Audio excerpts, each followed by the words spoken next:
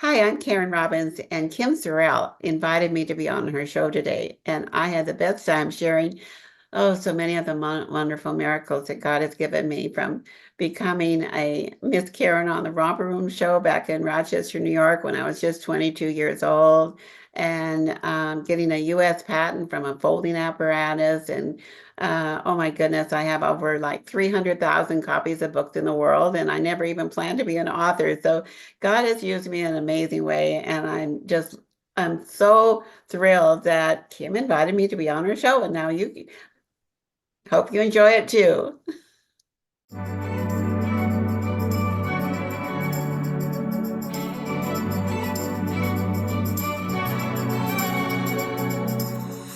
Welcome to the show. I'm Kim Sorrelle, and I am happy that you're here. I'm a writer, I'm a speaker. I do stuff in business because I love it. I do a lot of things, but one of my favorite things is meeting people. And I get to meet some of the most incredible people. And today is a woman who I've admired for quite some time.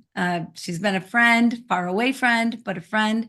And I just love her. And I just want to welcome her to the show. You will love her as much as I do. And if you remember Romper Room, you're really going to love her. But Karen Robbins, welcome to the show. Oh, Kim, thank you so much. I'm just thrilled to be here. Yeah, well, I'm thrilled to have you here. Yeah, so we have a history, and I love that we have a history, Right. and you have a history, of course. So I want to start with, what was 8-year-old Karen like? Oh my goodness. I was a little farm girl. My parents rented a home in a very small town, and so we were out, in the country area, and I loved all the animals, and we had cats, and then they would have kittens, and we had dogs, and they would have puppies, and we had chickens, and they would have baby chicks, and they were in a barrel, and we just had so much fun with the animals out on the farm. And there were, difficult times too, and I went to preschool because my mother worked part-time. Well, she was the bookkeeper for my father's milk company, yeah, for that area. And so she had me, go to my grandparents after, but I got to go to preschool, and that was quite unusual way back then. They didn't have, preschools or daycares at that time. And so anyway, but there was a lady that was having a private preschool, and I got to go. And I remember I just loved drawing. I loved coloring. And having a new box of crayons was just the best gift of all for me. And but I just really remember that how I never thought about becoming an artist or a designer, but I did, in my adult years. But I do remember when I was 4 years old, um, that I loved drawing and coloring with my crayons. So I, Um, and I've always been creating my entire life. Mhm. yeah, I mean, you live in the creative, like everything that you do, from Yeah. writing books and your art and everything that you do is all creative and beautiful and wonderful stuff. I love all the stuff that you do. And so, fast forward a little bit, how did you end up being Miss Karen on Romper Room? That was a quite of a, I don't know, it's really kind of a crazy situation happening, and yet it was a miracle too. But when I was a senior at the University of Washington, I majored in elementary education, got my degree in elementary education because loved children so much, and I wanted to teach. And but then I got a degree in speech, and my first quarter at the University of Washington, I got on academic probation because I took chemistry, which I failed. I should have dropped the class, but I didn't. Anyway, and everything was it was so big, and I came from a very small high school, and I just took all the wrong classes my first quarter. So I really failed, and I love my sorority house so much, and I wanted to stay there, but I had to get my grade point back up, and so I thought, well, I don't care what I learn. I just want to take easy classes that I can get A's in, A's and B's. So I got into art classes and then into speech classes, and I just got A's. They were easy for me. I found, my passion or my gift. But then, so I got a degree in speech, and I then, my senior year, I was short like 3 credits, and my advisor said, "Well, you could take an independent study if you like." And I said, "Oh, well, okay, if I can get 3 credits to graduate, let's do it." So then he said, "You can just choose anything you want." And I thought, well, I was so interested in the children's television programs because I wondered, how those people got their jobs, or, we had clowns and cowboys and I thought, do they have a psychology degree? Do they have a teaching degree? And I wanted to know because I thought, that's how a way that you can really impact, hundreds of thousands of children, is by being on a children's television program. And Romper Room was the first educational program on the show, on television at that time. And so I was particularly interested in the Romper Room show as an educator of children. And so I met Miss Margaret Lloyd in Tacoma, Washington, and she just encouraged me to just apply or just do it. And I thought, oh no, I've got to work with real children first. And so I went down but I did do the survey. I did a national survey of all these children's television programs. And, they were just nice people and they just needed someone to be a clown or a cowboy. And they just, let them, just be the star of a children's show. And they really didn't have any specific background. But so here I have my degree in speech and creative dramatics and then in education for young children. And so I went off to California and I taught 2 years there. And I taught first grade and then kindergarten. But then I still sort of wanted to impact. I loved my job there. I loved it so much. I couldn't believe they were paying me to be a kindergarten teacher. Uh, And but I just loved my teaching. But I just thought this is, as a teacher, you could only impact like 22 or 30 students a year, which is important. But I had bigger dreams. I thought I really love the Romper Room show and I love Miss Margaret. So I thought it'd be just wonderful if, maybe I could do that sometime. And I thought, well, I guess I'll just write, Bert and Nancy Claster back in Baltimore, Maryland. They're the ones who started the show. And they just started it in Baltimore, Maryland, Kim. And then other stations at other big cities wanted to do it. And so they wanted their own shows, but anyway, it turned out that they franchised it.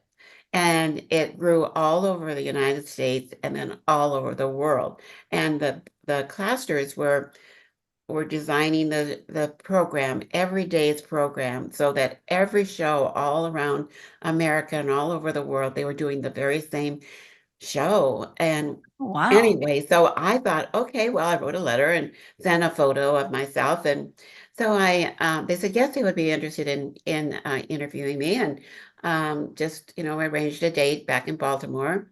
And I wanted to go to Washington, D.C., and I had a relative living there, so I knew I could stay there 2 or 3 nights. And I really wanted to see Washington, D.C., part of it anyway. And so then I went for my interview, and they liked me. They liked me a lot, I guess. And so they said, we do have an opening up in Rochester, New York. And I said, well, I'm single. I guess I can go anywhere you need me. Um, and they said, well, each station hires their own teacher.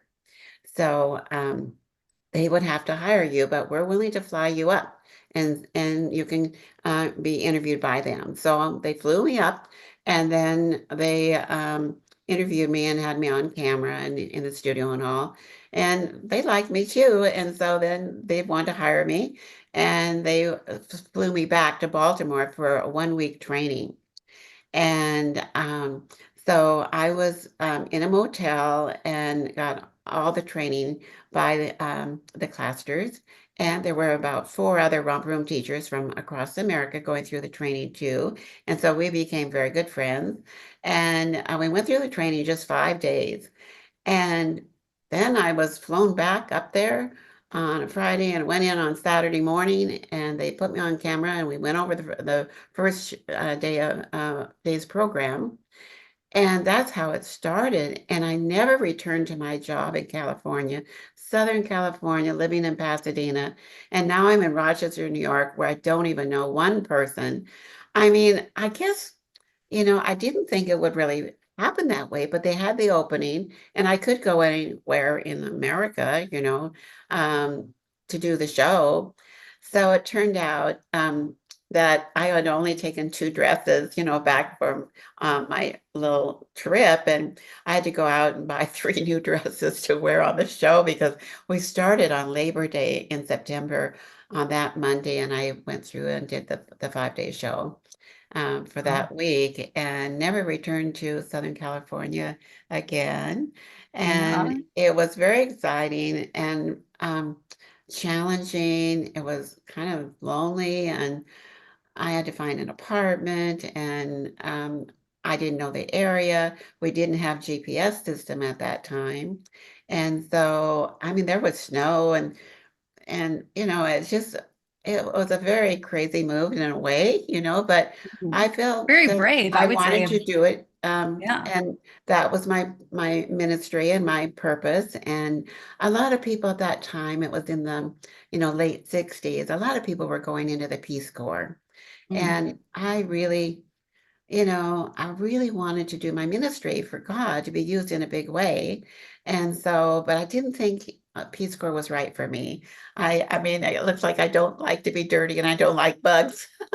And so, and so I thought I really loved children so much, and I'm an educator. I think he really wants me to be the romper room teacher. Yeah. But it turns out that it was like a part-time job. You only work like 2 hours a day. And Yeah. I didn't even ask them what my pay was going to be. I left my salary, my teaching a position back down in Southern California in Pasadena. And so I didn't even ask about the salary or anything. And so they paid me $100 a week. Take home was $80. And of course, no insurance or anything like that. But the romper room teachers were really just really nice ladies, and they wanted to they loved children so much, and their husbands, they were all married, all the teachers were married, and it was just a part-time job, a little fun job to do, and their husbands were supporting them. So that's my story. Yeah. Yeah.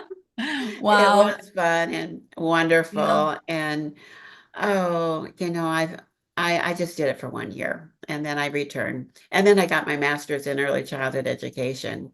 So Yeah. mhm. Wow. Well, I have to tell you a romper room story.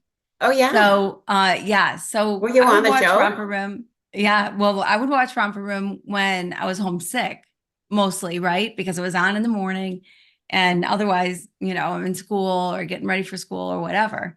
And so, but I loved it when I got to stay home and watch romper room.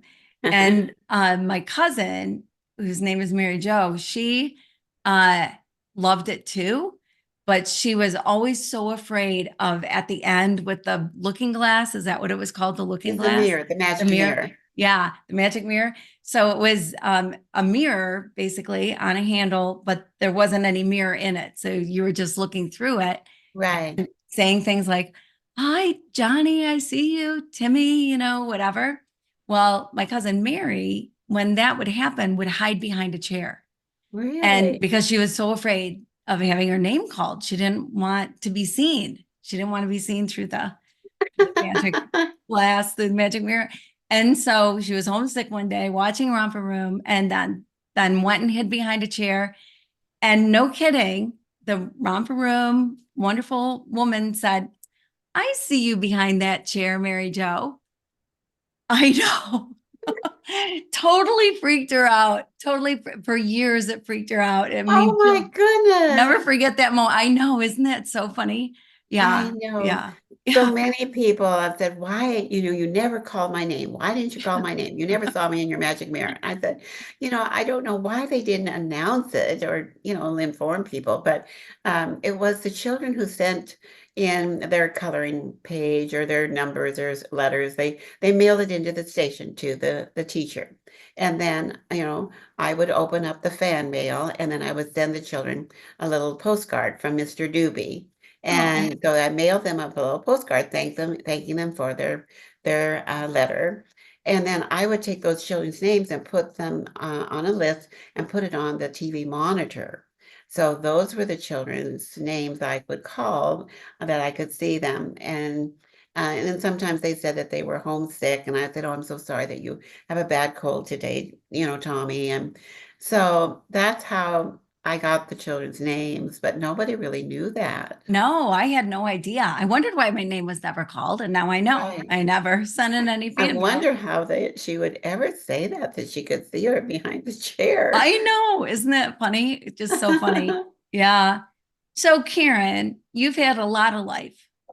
You've had a lot of stuff in life, and you've done a lot of things. You've written, how many books have you written now? Well, I think maybe 17. But Yeah, most of these are little children's books, and so they're not very, they're right. board books or picture books, and they might have only 250 words in them. So it's not But like you've I've been but you've sold exactly, writing but you've sold a novels. lot of books. Yes, I have like I think over 300,000 copies of books in the world. And Yeah. it amazes me because when I first started, Kim, I started submitting articles into magazines like Jack and Jill and Humpty Dumpty, and then Christian magazines, and then educational magazines too. And I was doing always a lot of crafts, a lot of holiday crafts. And so I became sort of the craft expert for different magazines. I even wrote some crafts for a parents magazine and family fun magazine. And, it was just, I was raising my children. I was a stay-at-home mom, have four young boys. And so, I just sort of was, learning to be a writer and making deadlines and how to make a submission and went to writers' conferences and things like that. But and then I did a lot for a flat fee. That's why I have like over 300,000 copies because I did a flat fee, like I think it was for David C. Cook, and I wrote um, uh, God made everything just right. God made everything just right. It's about the creation. And so they did a little picture book, and it sold 45,000 copies.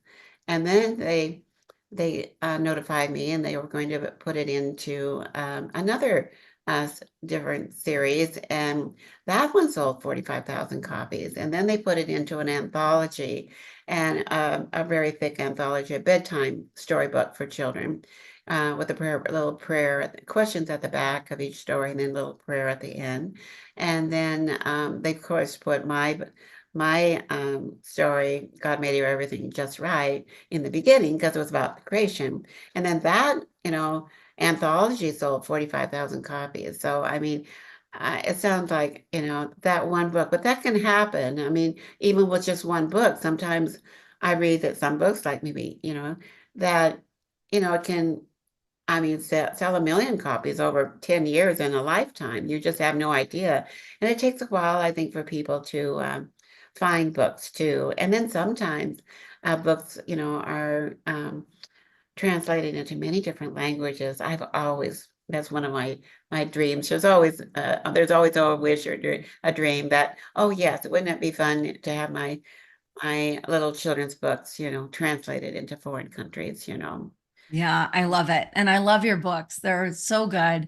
And Thank you. you're still writing, Oh, and yes. you're writing not just children's books, but you're writing adult books as well. And Yes, one of the books is about miracles. And right. I love it, Karen, because I think we all probably have miracles in our life, but maybe just don't recognize them or just don't see that that's what's happening. But man, if you pay attention, there's big ones and little ones, but you've had some big ones. So Yeah. why did you decide to put your life in a book, really? I mean, the things that have happened to you, the miracles that have happened in your life, Why did you decide to put it in a book? Well, I want to glorify God. I mean, I want the whole world read the miracles He's given me, and yes, little ones and big ones, but huge ones and miraculous miracles all the time. And God seems to just do this when I least expect Him.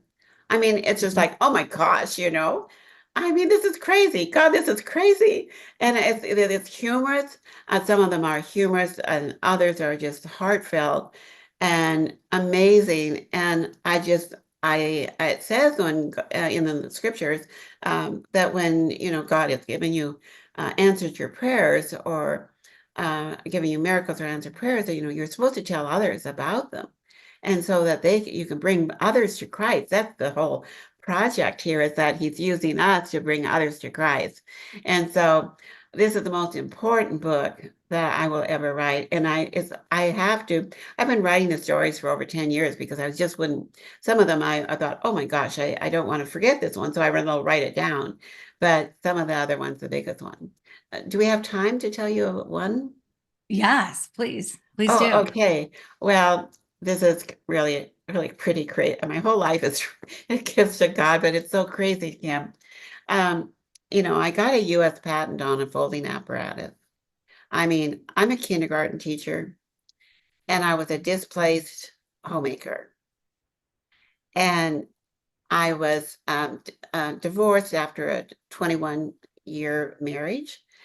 And and then here I am, a displaced homemaker. I mean, yes, I have a degree in early childhood education. I publish, magazine articles, but I've lost my career because yeah, and so I just felt really displaced, but I prayed and prayed for God to give me something special that would fit my personality, that would fit my educational background and my purpose for doing something good works for the world and for children, but to make it just something special, just that would be perfect for me. And one day, a friend from our elementary school, I was over, volunteering at the school, and she said, Karen, you've got to see this. And I said, come in the teacher's workroom. I went in, and she was doing these cutouts for an Easter card. And she said, look, and it's like just three pieces of paper, and then you weave it in and out. Twos are weaving, you weave the paper in and out, and it's just on the fold. It's a folding apparatus. So anyway, she says, here, see, you just push and then it opens up. And like, where is the egg? Where is the Easter egg? Is it in the flowers? Is it in the grass? Is it in the basket? And you push it together and you open it up and it's in the basket. Mm. And I said, oh my gosh. I said, how does this work? I've got to see this. I mean, he said, oh, go ahead and make up a sample. So I quickly made up a construction paper sample. I still have that sample. Mm. And that sample became a US patent on a folding apparatus. How crazy is that? And Yeah, no. that is totally me. It's totally my personality. Fits in my educational background.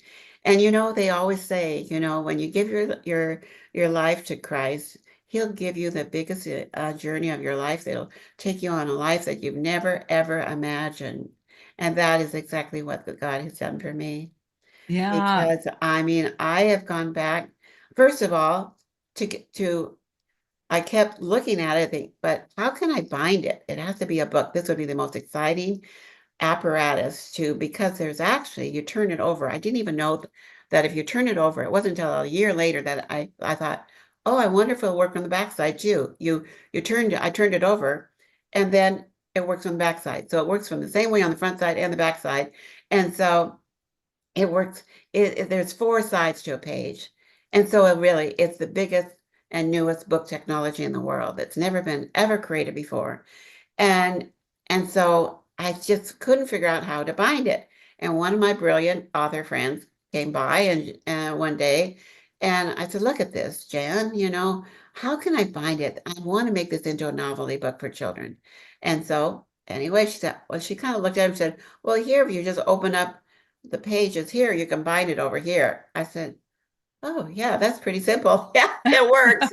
And Yeah. so anyway, I took it up to a patent attorney in Bellevue, and he looked at it and he said, yeah, he said, this is very cool. He said, I'm sure I can get a patent for you. And I thought, well, it's worth a try. My boys thought I was crazy. They said, you think you're going to get a patent on that little folding thing, that paper thing? You're crazy. And I said, no, boys, I said, I at least have to apply. I said, I don't want to be a little old lady someday and I wonder if I ever could have sold that, to a publisher. I wonder if I could have ever gotten a patent on it. So anyway, it's taken me into Random House, the headquarters of Toys R Us, Simon and Schuster, Workman Chronicle Books, Little Brown, all of them. They say it's ingenious. It's brilliant. I mean, it's like crazy. I'm a kindergarten teacher. I'm a homemaker. I love children. And then God has given me this apparatus. So many people have come close to um, purchasing it. They were going to have it be an exclusive to their company. They were going to order two titles of 25,000 each, and just one person just nixed the deal, but it's been such an amazing journey. That's going to be a really big story in my miracle book. Yeah, yeah. Oh my gosh, that's so cool. And the timing uh is so miraculous, right? Yeah, Because here you are, I think that's one of the things that people don't think about is that when you have lost your husband, either through divorce or becoming a widow, and you've been the one that has stayed home with the kids, then all of a sudden, what is it that you do? Where do right, you go? What is it that you do? How do you make enough money to survive? How do you make life work? right. And it always takes me, Karen, back to the Bible, where it's so clear because it's said in many places that it's our job to take care of the widows and the children and the orphans. Right. And so, it can be easy to dismiss things like that, like, oh, well, that was for back then. That was, widows back then, they had nothing, what are they going to do? Well, widows today and divorced women today can be in that very same situation. And it would That's be right. nice if the church stepped up and recognized and did something to help people out or individuals to help people out. So you were in a tough place with these four boys and then this incredible thing dropped in your lap and you went, Yeah. wow. Yeah. Mhm. Yeah. Yeah, God has really blessed me, and I've been very, very fortunate. After going through a divorce it never seems to end. It's the the family has been, broken and shattered, but and I was, really wanted to know love and really be loved by a man, and I want to just love and be crazy in love with the man, and before I died, and I pray to God, I just want to really know love and be loved, and um, you know, if that can happen before I die, I would just love to know that and be that. But I didn't think he would I would find someone just like, I don't know, just online or anything like that for me because I have such trust issues and I thought he would bring me someone from my past. And I kept thinking, he knows that I wouldn't be able to just pick up some young, some person that I didn't have history with. And so I kept thinking about my little high school, oh my goodness, I think we had 132 students in our graduating class. So it was a very small high school, but wonderful, students and leaders and all, and very good people. And I sort of just thought, I kept thinking, who in my high school would it be right for me at this time of my life? Well, anyway, I was reunited with an amazing man, 30 years of my past. Mm. And he was he was the father of my favorite student in my first grade classroom in Southern California. He was her father. And I became very close to this lovely family.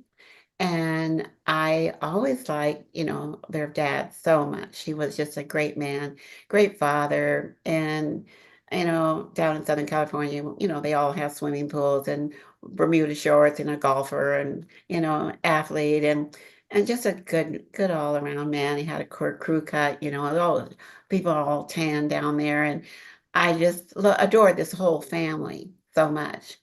And anyway, amazingly, we were reunited, and we couldn't believe it that God would ever do such an amazing thing, And he was living out of state, but God reunited us his last year of his life, and so he got reunited with his daughters and son-in-laws and grandchildren, and but anyway, so. We both really found love in midlife, and it was so incredibly wonderful. We would just smile, and we just couldn't believe that this was really happening. And this is the engagement ring he gave me, that we were Beautiful. engaged, and then he died in my arms. He had fourth stage lung cancer. Mm. But I was, I was so honored to think that, well, I was just so thrilled um, that we were reunited, that I couldn't believe that. And he couldn't believe it either. And he was a wonderful dancer. And I remember we were danced to It's a Wonderful Life, It's a Wonderful World. And in my living room, we would dance It's a Wonderful World. And I mean, just so many, everything, every dinner, everywhere we went, traveling together and playing golf together. Everything was just so much fun and so beautiful. And anyway, I'm so blessed that I have that, and I feel completed, fulfilled, because when I've been single a long time, but I'm doing my work for the Lord and with my writing and my poems and my toys that I've created and all of that. And I have a purpose and ministry.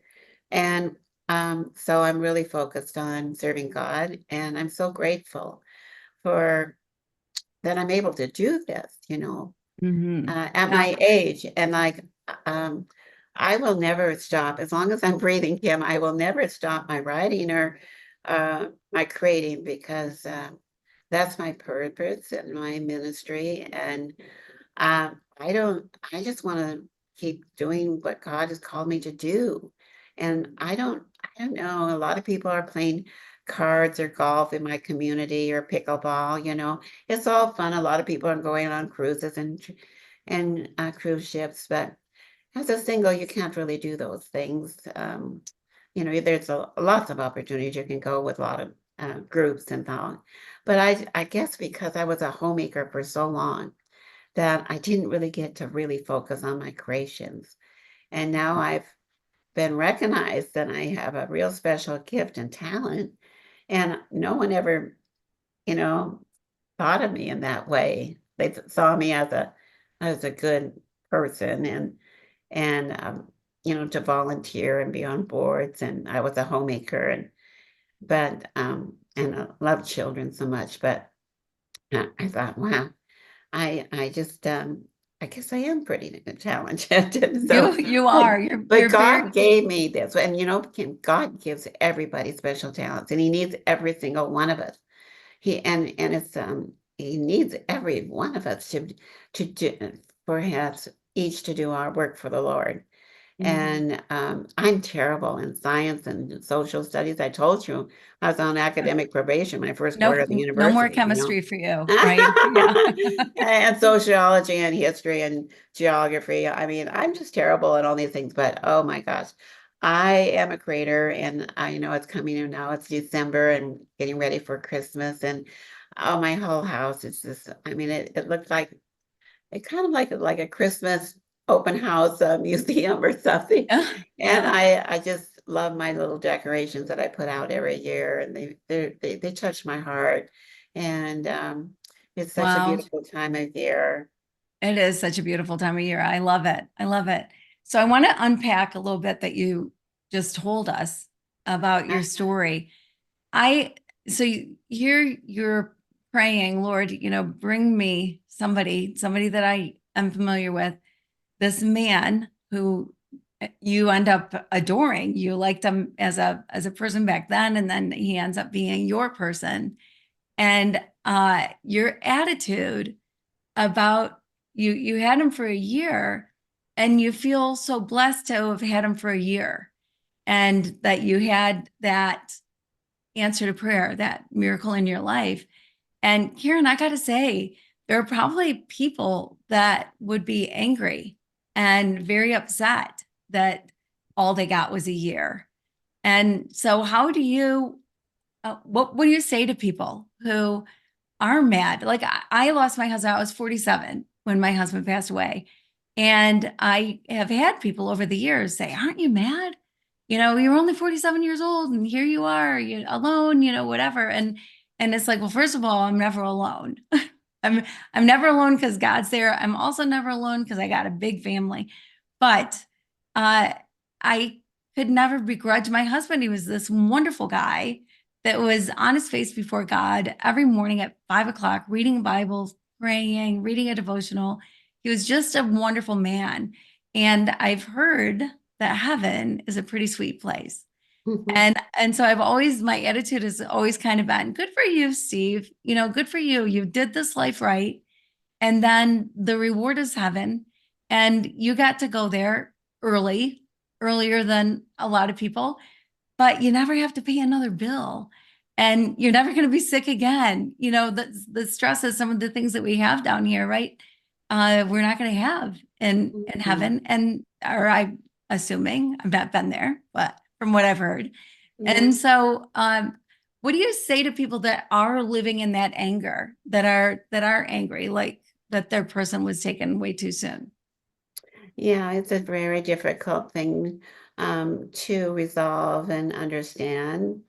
And I I see in my community here, it's an adult, community, and I hear that some people have been married 3 times, 3 different times, and, a lot of people don't like being alone, and it is really a couple's world. It's a man's world and then a couple's world, and so usually people find people, someone to connect with, but I don't know how to answer that question, Kim. It's just I just feel like I just live in gratitude. I feel so blessed, at my age to still be functioning and thriving at my age and being blessed in this way. I am so, so blessed. And I lost a lot of friends even in their 40s. Mhm. And breast cancer and accidents and all kinds of. I think they were really wonderful Christian people, women and men, and you just think that really you can't understand why good people can just have a very short period on this earth, and it's but I just think I've heard of like remember that movie about the grumpy old men. Yeah. Yes, yes, yeah. And as people get older, they don't, they have their bodies hurt, they're in pain, and no one's calling them or paying much attention to them. It's so sad as people age, and but they have all kinds of ailments in their bodies, and they don't feel great, and they can't do the things that they used to love doing when they were younger, so they've had a lot of loss of life that they enjoyed doing, and so they get to be grumpy old men, and I can understand that, but I just think no, I'm just going to love every day I get. It's every day I get is a gift, and people are having strokes, and they can't talk anymore. They're in wheelchairs. They're paralyzed, or all kinds of things. They're battling cancer, and there's so much negative that can happen to us on this earth. But I just think every day is a gift that I'm just going to celebrate and do the best I can. I make the list of all the places I need to go and all my little errands and who different publishers to call and all this. And so, because I know my life can be taken away from me, and that's really for any of us at any age.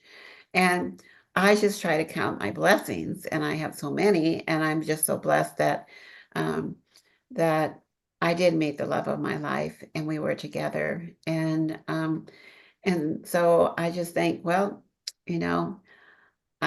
I've got God within me and every moment, and then I was loved, and Mm. that prayer was answered. Mhm. Wow, that's But I beautiful. mean, I don't want to be bitter, and Yeah. Right. Kim, I've had a lot of rejection. I've had a lot of Mm. difficult times that would shock you if I told them to you. But as a writer, for traditional publishers and agents, they reject, 95% of everything they get. So how are you supposed to be the top 5% of Right. submission? And Right. so I've Yeah. had a lot of rejection in the book industry. I've had a lot of rejection, uh, you know, in many ways. And so, but I don't want to be bitter about them. I just have to think you have to just keep believing in yourself. And I think, well, you just lost out. This is pretty amazing, and it's a sweet, sweet message. In fact, can I show you one of my new books? Yeah, absolutely. Let me say this about you though, Karen. In the time that I've known you, and however long, it's been a while so that we've known each other. And I always feel like there's just this joy that comes from you. Like that you sort of have this aura of joy. And I think you just nailed it with what you said, just to be living in gratitude and be grateful for every day that comes. And I think that's you said it so beautifully. And I just think it's so remarkable. And who wants to live in bitterness? Like, Yeah, absolutely, it only hurts you. Quite often, if you're bitter because of somebody else who's still around or for whatever circumstance, they don't even know that you're harboring ill will, right? That you're carrying this bitterness around, and you don't have to carry it around. Drop it off at the junkyard. Like, get rid right, of the bitterness, and gratitude is a great way to get rid of the bitterness. Be grateful for what you have instead right. of bitter about what you don't have. Exactly. Well said, Kim. Well said. That is so true. Yeah. And I've always, when I was a homemaker with these, I was like the home executive, running this big house for six of us. But I've always believed, um, from even classes I took at church for women, when women conferences, that the woman is the heart of the home. Mm. And, if that woman is angry or bitter or unhealthy, um, and, it's going to impact her relationship with her husband and the children. She has a way of helping start everyone's day and have a great day, make it a great day, and or else she can be tired and upset about something that happened to her the night before or something, and that bitterness can just impact everyone in that home. So I think for sure, for women especially, they need to really have God within, and um, get rid of the anger or bitterness, or get professional help if they need to. um, but just know that, um, you are the heart of the home, and wherever you go, I mean, even standing in the grocery line or some clerk or someone, whoever you're interacting with, you're either can be a blessing to them or a problem, and I think just I try to live in the moment because I do live alone, and wherever I go, I sort of like collect friends wherever I go, and it's like, yeah, because well, we just met at the grocery store or at up shopping or something, and I just think, yeah, that's we're all here on this earth together, so just we're all friends. Let's all just be kind to one another. Mm. Yeah. Yeah, so true, Mhm. so true. I love that. And I read recently that over 50% of Americans live in extreme loneliness. And so I love that you said you go to the grocery store and you meet somebody. You go to a restaurant and who's at the next table. Like there are so many ways to meet people. When you're around people, you can meet those people. And you Right. don't have to live in loneliness because chances are you'll meet somebody that's in your same boat and they don't want to be lonely. And so develop friendships, and friendships can come from Right. anywhere at any time. And so it's a wonderful thing. And yes, please talk about your book. Oh, yes. Well, now I'm not sure if it's just going to, where do I hold it in front Yep, of me? we can see it. Yeah. Okay. All right. Well, it's I love you more than candy pops. And on the back, it says, have fun. Um, hunting for hidden hearts on each page. How many hearts can you find? So on each page, there's all these hearts in the pictures. And the illustrations were by Rachel Downey, and she's a very fabulous illustrator. I love her work. I think she's done 5 books for me. But, Kim, I just thought everyone wants to be loved. Everyone just wants to be loved. And children especially want to be loved, and they want to know that their parents really love them. And in our world today, all we need more love. We need love and kindness. And we're all, I mean, on this planet Earth, and we just all belong here as human beings. And then we leave the earth and our souls go to heaven, hopefully. And I just think we just need to just love people wherever we go. Because like when I think about going to up shopping or even uh, going out for dinner with a waiter or waitress, you don't know what's going on in their life. Mm. And you don't know what is going on in anybody's life, what they're going through. They're just working their staff, their hours, for 8 hours, and then they're going to go home to whatever. And so I just think wherever we go, it's just like we just need to be love and kind to one another. And so I first wrote this book, but when my children were very young. And when my husband and I would travel together, which wasn't very often, but when we traveled together, I'd put my manuscript on the refrigerator. So if anything ever happened to me, I wanted them to know I love you more than candy pops. And so anyway, I don't even know if I ever sent that manuscript out to anyone. And now that I'm older, I think, now, Karen, you've got to figure out, oh, you have a lifetime of manuscripts here, Halloween, Christmas, Valentine's Day, whatever. Um, what's most important? And I thought, oh, it's the candy pop. I need to have it in a book, a beautiful book for my sons. And I want the dedication to be made to my 4 sons. And so anyway, I feel so thrilled. And I love this book so much. And you know what, Kim? There's so many children and families, with different colored skin. Uh, God created us, with many different colors of skin. And I really believe as an educator and as an author of children's books that I think it's very limiting for books that have, just the children or this in the illustrations as one, colored skin. And then other children cannot relate to them. And so I use animals in a lot of my books for children. And uh, so here it is. I love you more than bears love honey. Yeah. And then here I have, I love you more than dogs love treats. And there's treats everywhere, and there's hearts everywhere on the page.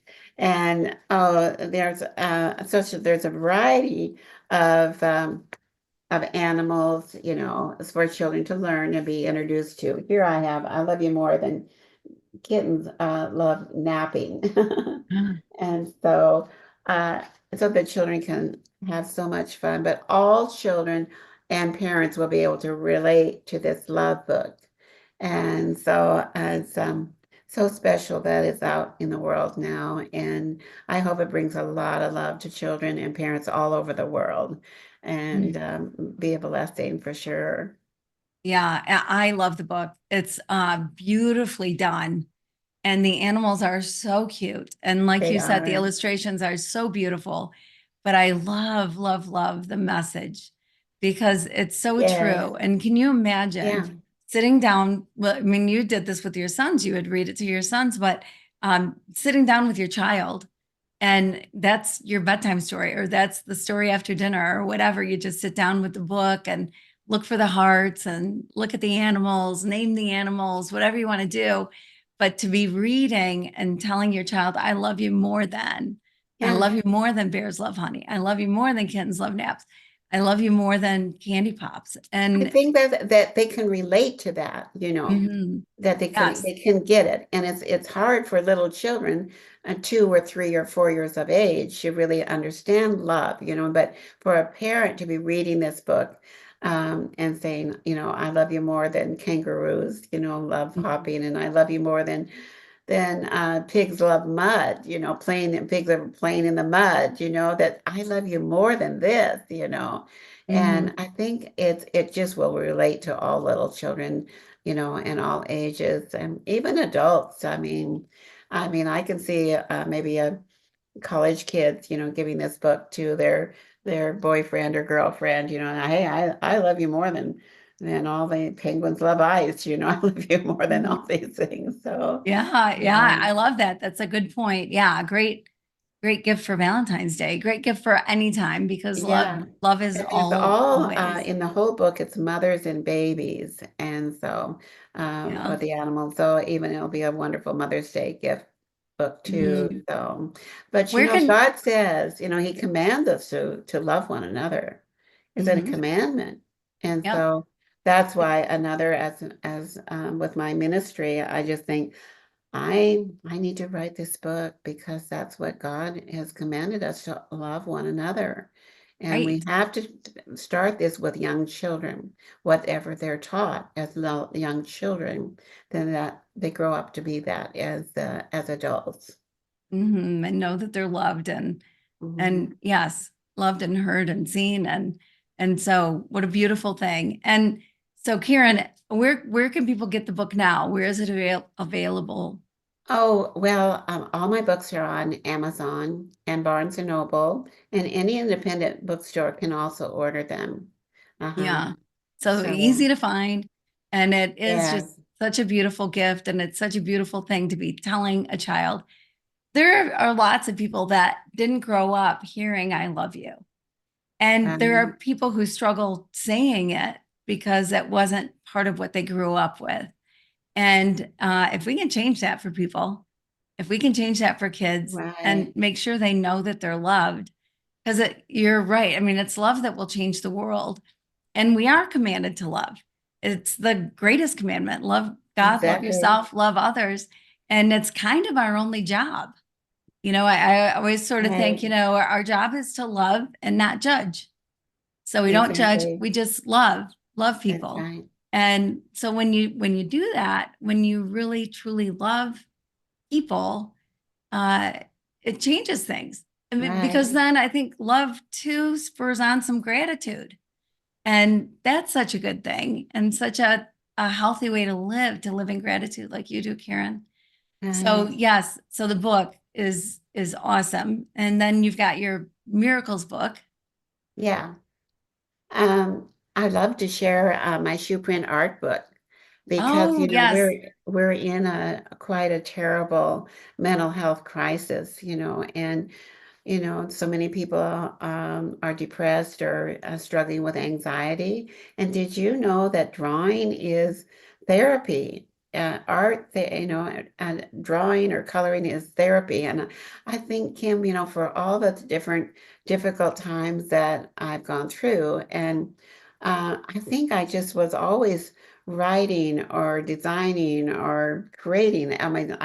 I've become a createaholic. I'm just a one woman createaholic. And it has been my journey because you know, it just helps me because when I get working on a project, I focus and I forget all my sadness or my loneliness or my depression or my anger. I forget all that because I'm focusing on my project. And just think of the ladies, decades ago, generations ago, they were into quilting.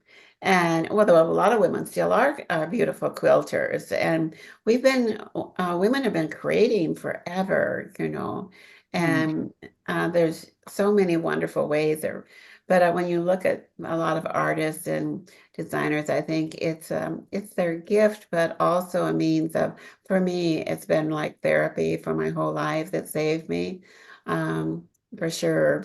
But my shoe print art book, because this was so wonderful for children, because they have to develop their small hand-eye coordinations and their small motor skills, and that they must do that as young children. But it will also because it relaxes when drawing, that will relax their brain and help them develop their motor skills. But this is shoe print art.